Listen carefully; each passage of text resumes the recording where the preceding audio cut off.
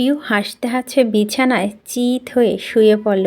হাঁটু দুটো ভাঁজ করে পেট অবধি উঠে এসেছে। একবার ডান কাত হচ্ছে, একবার বামে। সুপ্তি নির্বোধের মতো দেখল কিছুক্ষণ, কৌতূহলে চোখ পিটপিট করে বলল, ও পিউ আপু, হাসছো কেন তুমি? পিউ হাসির চোটে কথা বলতে পারছে না। পেট পিঠ ব্যথায় আটসাট, চোখ চিকচিক করছে। সুপ্তি শেষমেশ নির্দিষ্ট হলো, ছোট মানুষ হলো, মেজাজ উঠল তুঙ্গে। পিউ আপু এই এক রোগ, হাসি উঠলে আর থামে না। ধ্যাত বলে সে পা ছুঁড়ে ছুঁড়ে বেরিয়ে যায় বাইরে। পিউ তখনও গড়াগড়ি খায় হাসতে, চেষ্টা করছে, চাইছে স্বাভাবিক হতে, অথচ ধূসর বেচারাটার মনে পড়লেই পেট চিরে খুঁড়ে হাসি বের হয়। এখানেই তার কি দোষ? গায়ে হলুদের প্যান্ডেল বড় করে সাজানো হয়েছে উঠানে। গ্রামবাড়ি যত আশেপাশে জায়গা জমি অভাব নেই। কাকভোর থেকেই তার তোড়জোড় শুরু। মশলা বাটাবাটি আওয়াজে পিউর ঘুম সুবিধে হলো না। সবাই মিলে আড্ডা দিতে রাত হয়ে ঘুমালো, উঠতে পেরেছে এখন। বর্ষার রুমে ঘুমিয়েছিল ওরা। পিউ, পুষ্প, বর্ষা এক ঘরে এক বিছানায়। পিউ শোয়া থেকে উঠে বসে, দুহাত মেলে আড়মোড়া ভাঙে। হাই তুলতে তুলতে সামনে তাকাতেই দেখল বর্ষা পায়চারি করছে, হাতে ফোন, ব্যস্তভাবে মেসেজ করছে কাউকে। সে দুষ্ট হেসে বলল, সকাল অকাল প্রেমনীলা শুরু হলো, হুঁ হুঁ। বর্ষা কপাল কুঁচকে তাকায়, ভুল শুধরে দেওয়ার ভঙ্গিতে বলে, মোটেও না, আমি আমার এক বন্ধুর সঙ্গে কথা বলছি। আরে থাক বর্ষাপু, এসব বলে লাভ নেই। আমি কি ছোট আছি এখন? আর তোমারই তো জামাই, নিয়ে যাব না আমরা? আমার চয়েস আবার এত বাজে না, বুঝলে? চর খাবি। আমি সত্যি আমার বন্ধুর সাথে কথা বলছি। পিউ সন্দেহীন কণ্ঠে বলল, আসলেই? ছেলে না মেয়ে? মেয়ে এত সিরিয়াস মুড নিয়ে মেয়েরা মেয়েদের সাথে কথা বলে? বর্ষা আনন কয়েক ধাপ কালো করে বলো, কি করব বল? ওর সাথে কথা হয়েছিল, ও আমার বিয়ে, গায়ে হলুদ সবেতে থাকবে, অথচ এখন বলছে আসবে কাল। রাগ হবে না আমার? পিউ বিজ্ঞের ন্যায় মাথা দুলিয়ে বলল, অবশ্যই, কেন হবে না? এইটুকু পথ কাল আসবে কেন? আজ আসলে কি হয়? এইটুকু পথ ও ঢাকা থেকে আসবে। পিউ পিউ ভুরু উঁচিয়ে বলে, ওরে বাহ, তাহলে তো অনেক পথ। পুষ্প ঘুম ঘুম কণ্ঠে বলে, সকাল সকাল তোদের ছেলে মেয়ে বিয়ে দেওয়া বন্ধ কর, ঘুমাতে দে আমাকে। এমনিতেই রাতে ঘুমাইনি। বর্ষা বলল, সারা রাত চ্যাটিং করবি আর রাতে মরার মতো ঘুমাবি? অমনি পিউ সচেতন কণ্ঠে শুধালো, সারা রাত কার সাথে চ্যাটিং করছি আপু? পুষ্প ঘুম ছুটে গেল, চোখ বড় বড় করে তাকালো, দুদিকে মাথা নিয়ে বর্ষাকে ইশারা করলো মুখ না খুলতে। পিউ পিছনে যাওয়ার মাত্রই স্বাভাবিক করে ফেলল নিজেকে। বেচারি কিছুই বুঝল না, আহ্লাদি স্বরে বলল, ও বর্ষাপু, বলো না। বর্ষা কি বলবে বুঝে না, জোর করে হাসার চেষ্টা করলো। এর মধ্যে পুষ্প ধমক দেয়, তোর জেনে কাজ কি, যা নিচে যা। পিউর চেহারায় মেঘ জমে। সচরাচর পুষ্প তার সাথে উঁচু গলায় কথা বলে না বলে অভিমান হলো। আস্তে ধীরে ঘর ছাড়ল। ধমক দিয়ে পুষ্প নিজেই খারাপ লাগলো, অনুতাপ করে বলল, আহারে সকালবেলায় বকলাম, থাক পরে আদর করে দেব। পুষ্প আবার চোখ বন্ধ করে ঘুমাবে সে। বর্ষা সব শেষে ফোনে মন দেয়, ওপাশের ব্যক্তিটাকে মেসেজ পাঠায়, আমি অবশ্য জানি না, বিকালের মধ্যেই তোকে বাড়িতে দেখতে চাই, ব্যাস। পিউ ভাবছে, একেবারে হাবুডুবু খাচ্ছে ভাবনায়। পুষ্প ধমক দিয়ে ঘর থেকে বের করতে পারলেও মাথা থেকে প্রসঙ্গটা বার করতে পারল না। তার জানা মতে পুষ্প সদা সিঙ্গেল, কখনো দেখেওনি কারো সাথে কথা বলতে। সাদিপ ভাইয়ের সাথে না, ওর বিয়ে হবে। তাহলে কি ওনার সাথে রাত জেগে কথা বলছে? ওরা কি তাহলে জানে ব্যাপারে? তা জানা মতে এটা তো কারো জানার কথা নয়। সে নিজেও তো জানতো না। যদি না ওই দিন সেজ মায়ের ওয়াশরুমে থাকতো, তবে কার সাথে কথা বলছিল আপু? পিউ ঠোঁট কামড়ে ভাবতে ভাবতে হাঁটছিল। অন্যমনস্কতার সামনে যে পিলার পড়েছে খেয়াল অবধি করেনি। সে মাত্র মাথাটা ঠুকে যেতেই ধরবে অমনি মাঝপথে হাত রাখল কেউ। পিউরের কপাল শুদ্ধ গিয়ে ঠেকল একটা ঠান্ডা হস্তের তালুতে। চমকালো সে, চকিতে তাকালো। ধূসরকে দেখেই নুয়ে যায়, দৃষ্টি নামায়। ধূসর হাত নামালো, রেগে বলল, চোখ কই থাকে তোর? দেখে হাঁটতে পারিস না? মানুষ রাতকানা হয় শুনেছি, তুই কি দিনকানা? পিউ নিচু কণ্ঠে বলল, সবে ঘুম থেকে উঠেছি তো, তাই দেখতে পাইনি। বলতে বলতে চোখ তুলল। গলার মাফলার পেঁচানো, গায়ে কালো জ্যাকেট পরুয়া। ধূসরকে দেখে আটকে গেল দৃষ্টি। কয়েক পল চেয়েই রইল ওভাবে। ধূসর এদিক ওদিক তাকায়, কিছুতেই পিউরের সাথে দৃষ্টি মেলানো যাবে না এখন। পিউ ধূসরে আপাদমস্তক দেখল, বরাবরের মতোই ঘোষণা করল, ধূসর ভাই তার দেখা শ্রেষ্ঠ সুদর্শন পুরুষ। কালো জ্যাকেটে কাউকে এত মারাত্মক লাগতে পারে? পারেই তো, এই যে ধূসর ভাইকে লাগছে। পিউ অভিভূতের মতোই তাকিয়ে রয়, জিভ খসে বেরিয়ে আসে, আপনি এত সুন্দর কেন ধূসর ভাই? ধূসর চট করে তাকালো, চোখ ছোট করে বলল, কি পিউ? হুঁশ আসতেই ভ্যাকাচেকা খেলো, পলক ঝাপটে বলল, না মানে হয়েছে কি? কথা খুঁজতে মাথা চুলকায়। কগোছা চুল এসে বলল চোখের পাশে। সবে ঘুম ভাঙল এলোমেলো কেশ, ফোলা চোখ মুখে। পিউকে মনোযোগ দিয়ে দেখল ধূসর। শুকনো ঢোক গিল পরপর পিউর চোখে ঢেকে দেওয়া চুল সরিয়ে গুজে দিল কানে। পিউ স্তব্ধ হয়ে তাকালো। চাউনিতে ধূসর অপ্রস্তুত হয়ে পড়ে, গলা ছেড়ে বেরিয়ে যায় সদর দরজা থেকে। এই পিউ, তোকে তো খুঁজছিলাম, কোথায় থাকিস? পিউ বিস্ময়কুল হয়ে দেখছিল তার ধূসর ভাইয়ের প্রস্থান। সাদীপের হঠাৎ কথায় ধ্যান ভাঙে, সম্মতি ফেরে। সাদীপ কাছে এসে দাঁড়ায়, ফ্রেশ হয়েছিস তুই? পিউ দুদিকে মাথা নাড়ালো। এই বাড়িতে সুন্দর একটা বাগান আছে শুনলাম, চল দেখে আসি। সাদীপের উদ্বিগ্নিত ভঙ্গি, চেহারাতে হাসি লেপ্টে। গ্রামে এসে প্রচণ্ড এনজয় করছে। শীত ব্যাপারটা দারুণ এখানে। যতই শীত হোক, ঢাকায় এতটা বোঝা যায় না। পিউ বলতে গেলে, কিন্তু আমি তো। সাদীপ পথিমধ্যে বলল, আরে কিন্তু বাদ। চল তো। পিউরের কথা পাত্তা পায় না, রীতিমতো হাত টেনে টুনে নিয়ে চলো সাদীপ। আজমল আর আলতাফ শিকদার রাশিদের সঙ্গে সঙ্গে রয়েছে। আনিস এবং তিনি গতকাল রাতে পৌঁছেছেন এখানে। রাশিদ বয়সে অনেক ছোট তার। দুলাভাইকে একদম নিজের বড় ভাইয়ের মতো শ্রদ্ধা করেন রাশিদ।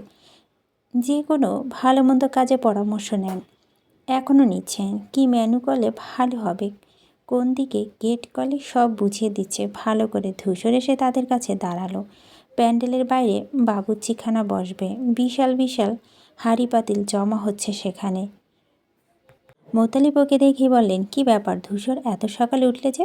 বুঝেছি আওয়াজে ঘুম ভেঙেছে তাই তো। ধূসর শুভ্র হেসে বলে, না আঙ্কেল, আমি সকালে উঠি। বাহ, বেশ ভালো গুণ। এসব ধূসরে কাত আলকে হাঁটতে হাঁটতে বলে, আমার তোমাকে দারুণ লেগেছে বুঝলে, একটা ব্যাপার পেয়েছি তোমার মাঝে। ধূসর একবারও হাসল। তিনি বললেন, তা বাবা, ফিউচার প্ল্যান কি তোমার? রাজনীতি করছো শুনলাম। জি, আমার রাজনীতির প্রতি তরুণ বয়স থেকেই আলাদা ঝোঁক ছিল বুঝেছ। করেছিলাম কিছুদিন, তাই। তাহলে কন্টিনিউ করলেন না কেন? মোতালিব শ্বাস ফেলে বলে, কি করে করব বলো দেখি? বিয়েতে নিজেরাই পছন্দ করে করেছিলাম। আমার শাশুড়ি মশাই মেয়ে দেওয়ার আগে সত্য ছুঁড়েছিলেন, কিছুতেই ওসবের কাছে ঘেঁষা যাবে না। অগত্যতা আমিও আর এগোইনি, ভালোবাসাটাকে বেছে নিয়েছি। তবে তোমার ব্যাপারটা মন্দ লাগছে না, ব্যবসা আর রাজনীতি সব এক কাঁধে। হাহা। মুতালিব হাসলেন, অথচ ধূসরের মুখে পড়তে পড়তে অন্ধকার ছেয়ে এলো। ভবিষ্যতে কোনো এক ভাবনা আকুল হয়ে ওঠে মস্তিষ্ক। তার রাজনীতি শেষমেশ তার প্রতিকূলে যাবে না তো? আচ্ছা ধূসর, বলো তো বাবা, কোন দিকে স্টেজটা করলে ভালো হবে? বামে করব নাকি ডানে? ডানে আবার সদর দরজাটার সামনে পড়ে, কি করা যায় একটু বুদ্ধি দাও তো। ধূসর দীর্ঘশ্বাস ফেলে, নিজেকে ধাতস্থ করে, নিজের ঠোঁট কামড়ে আশপাশটা দেখে। হুট করে নজর আটকে সাদীপ তার পিউর দিকে। হাত ধরাধরি করে হাসছে তারা। ধূসরের কপালে ভাঁজ পড়ল, অগ্রভরে চেয়ে রইল। পিউ সাদীপের দীর্ঘ কদমের সঙ্গে কুলোতে না পারলেও তাল মেলাচ্ছে। মূলত সাইবটা টেনে নিচ্ছে ওকে। তার মাথায় তখনও ঘুরছে ধূসরের কথা। ইদানিং ধূসর যা যা করছে 3 বছর করতে দেখেনি। মানুষটা বিদেশ থেকে ফিরে মধু মিশিয়ে কথা বলল, হুটহাট বদলে গেল, ধমকালো, চোখ রাঙাতো। তার এতদিন ধরে ভালো করে কথাও বলেনি, তাকানো তো দূর, অথচ এখন প্রায় চোখাচোখি হচ্ছে। বেখালে তাকালো, দেখছে ধূসর তার দিকে তাকিয়ে, যেন সব সময় ওকে দেখছে। কি মানে এসবের? বিভ্রান্ত পিউর ভাবনার সুতোতে টান লাগে সাদীপের। উঁচু কণ্ঠে তরিত বেগে ঘুরে তাকায় সে।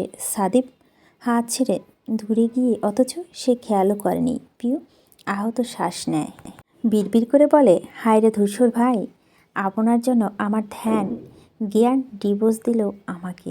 উঠোনের প্রাচীর জুড়ে অসংখ্য মর্নিং গ্লোরাসি ফুটেছে। শ্যাওলাও পরা দেওয়ালে নীল রং বেশ লাগছে দেখতে। তাছাড়াও আশেপাশে গাঁদা গোলাপ ডালিয়া গাছের চারা লাগানো। কিছুতেই ফুল ফুটল, কিছুতেই কলি এসেছে সবে। সাদীপ মর্নিং গ্লোরি কাছে এগিয়ে যায়, পকেট থেকে ফোন বের করে ফটাফট কিছু ছবি তোলে, মুগ্ধ হয়ে আহড়ায়। সুন্দর না? পিউ ছোট করে বলে, সাদীপ একটা ফুল ছেড়ে হাতে নেয়, এগিয়ে আসে, হুট করে পিউর কানে গুঁজে দেয়। আচমকা ঘটনায় পিউ বিহম্ব হয়ে তাকায়। তৎক্ষণাৎ দূরে দাঁড়ানো ধূসরের হাতে মুঠো হয়। সাদীপ বিমোহিত হেসে বলল, ফুল গাছে সুন্দর জানি, অথচ আমার মন হচ্ছে ওকে তোর চুলে বেশি মানিয়েছে। পিউ হেসে বলল, থ্যাংক ইউ। সাদীপ দোলনা দেখে বলল, চল ওদিকে যাই। আবারও হাত ধরে সাদীপ পিউ আনন্দ সমেত এগোয়। সাদীপ ওকে বসালো, সামনে এসে ফোন উঁচিয়ে বলল, তুই বস, আমি ছবি তুলে দিচ্ছি। পিউ তড়িঘড়ি করে উঠে দাঁড়ায়, আপত্তি করে বলে, না না, আমি চুলটা আঁচড়াইনি, এভাবে ছবি তুলবেন না ভাইয়া, বিশ্রী আসবে, কে বলবো। সুন্দর লাগছে তো। পিউ দুদিকে মাথা নাড়ে, না, এক কাজ করি, আপনি অপেক্ষা করুন, আমি যাব আর আসবো। কোথায় যাবি? সেজেগুজে আসি। সাদীপ তবদা খেয়ে বলে, হ্যাঁ আসছি, দাঁড়ান। পিউ উঠতে নিলেই সাদীপ বাঁকা, না, এভাবেই ভালো লাগছে, চুপচাপ বস। পিউ করুণ কণ্ঠে বলল, অন্তত একটু লিপস্টিক দিয়ে আসি ভাইয়া। সাদীপ হাঁটু মুড়ে বসে ক্যামেরা অন করলো, কথাটায় চোখ রাঙিয়ে বলল, তুই চুপ করে বসবি? পিউ ঠোঁট উল্টে বসে থাকে। সাদীপ ফোন চিৎকার করতে করতে বলে, পোজ দে। পিউ দোলনায় পা ঝুলিয়ে বসে বসে পোজ দেয়। মন্তাবির নিষ্প্রিয় ধূসরকে বললেন, কি ধূসর, বলো কিছু। জবাব এলো না। শুনছে কি না সন্দেহ। তিনি এবার উঁচু স্বরে ডাকলেন, এই যে ধূসর বাবা। ধূসর নড়ে উঠল, ডাকটা পিউ অবধি পৌঁছে যায়। ক্যামেরা থেকে চোখ সরিয়ে সেদিকে তাকায়। ধূসর এদিকেই চেয়ে শক্ত চিবুক, হাড় হিম চাউনি। তুমি তো কিছু বলছো না, কোন দিকে করতে বলবো? ধূসর জিভ দিয়ে ঠোঁট ভেজায়, হাসার চেষ্টা করে বলে, বাম দিকে ভালো হবে। মোতালিপে পছন্দ হলো, তাহলে এটাই পাকা, কি বলো? জি। মোতালিবের কাঁধে প্যান্ডেলের দায়িত্ব পড়েছে। দ্বিধা ভুগছিলেন কি করবেন সে নিয়ে। একটু আইডিয়া পেয়ে ধূসরকে রেখে দূরত্ব এগোলেন ভাইকে জানাতে। এরপর আরেকবার পিউর দিকে তাকালো ধূসর, দৃষ্টি অদ্ভুত, দুর্বোধ্য। লম্বা পায়ে ফের ঢুকে গেল বাড়িতে। পিউকে মাথায় ভেদ করে গেল সে। ধরপড় করে উঠে দাঁড়ায়। কাজে ব্যাঘাত ঘটল সাদীপের। শুধালো, কি হলো? আর তুলতে হবে না ভাইয়া, থাক এখন, কোনো মতে বলেই সে ঘরের দিকে ছোটে। সাদীপ কিছুই বোঝেনি।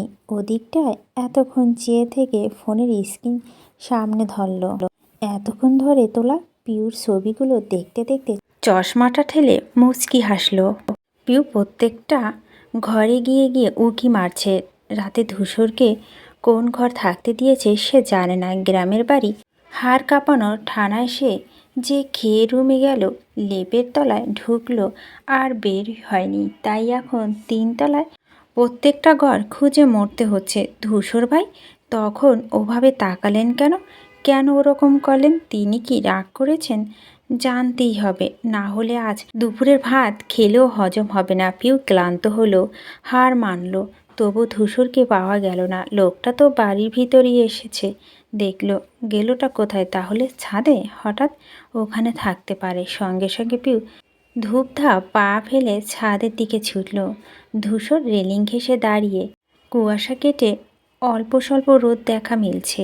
সরাসরি পিঠে এসে লাগছে তার। হাত ভর্তি কাপড় নিয়ে সিঁড়ি বেয়ে রইল শান্তা। সবগুলো আধা শুকানো, এখন রোদে দিলে বাকিটা শুকিয়ে যাবে। ছাদে আসতে ধূসরকে দেখে থমকালো সে। ধূসর পিঠ ফিরিয়ে দাঁড়িয়েছিল। শান্তা গুটিয়ে আসে, মাথায় ঘোমটা টানে। সুধীর পা ফেলে আস্তে আস্তে দড়িতে কাপড় মেলে দেয়। মাঝে মাঝে আর চোখে দেখে নেয় তাকে। ধূসর হঠাৎই ঘুরে তাকালো। অমনি চোখাচোখি হলো দুজনে। চটপট আঁকি ফেলায় শান্তা অপ্রভূত হয়ে বলল, কী করবে? কোথায় তাকাবে? নার্ভাসনেস মাথায় নুয়ে মেলে দেওয়া কাপড়গুলো গোটালো, পরপর আবার মেলল। ধূসর দেখলো না ওসব। পকেট থেকে ফোন বের করে নিউজ ফিডে অন করলো। শান্তার কাজ শেষ, অথচ যাচ্ছে না। ক্ষণে ক্ষণে চোরা চোখে তাকাচ্ছে তার দিকে। ধূসর বুঝতে বাকি নেই ফোন থেকে চোখ তুলে এবার মেয়েটি খুসখুস করে দেখছে। প্রশ্ন করলো, কিছু বলবে? হঠাৎ প্রশ্নে শান্তা ভকরে যায়। নীরব পরিবেশে ধূসরের গভীর স্বর তার লোম কাঁপায়। ঘন ঘন দুদিকে মাথা নেড়ে বোঝায় না। ধূসর সোজা সাপটা শুধালো, তাহলে দাঁড়িয়ে আছেন কেন? শান্তার মুখশ্রী থমথমে হলো। আস্তে করে বলল, যাচ্ছি। নিচে নামতেই পথে বাঁধল পিউ। সে দুরন্ত পায়ে আসছিল। ওকে দেখে দাঁড়িয়ে যায় সে। একবার ওপর দিক চেয়ে বলে, ছাদে যাচ্ছ পিউ? পিউ ব্যস্ত কণ্ঠে বলল, হ্যাঁ। সর। শান্তা হাত দিয়ে রাস্তা আটকে বলল, যেও না, উনি নিষেধ করেছেন।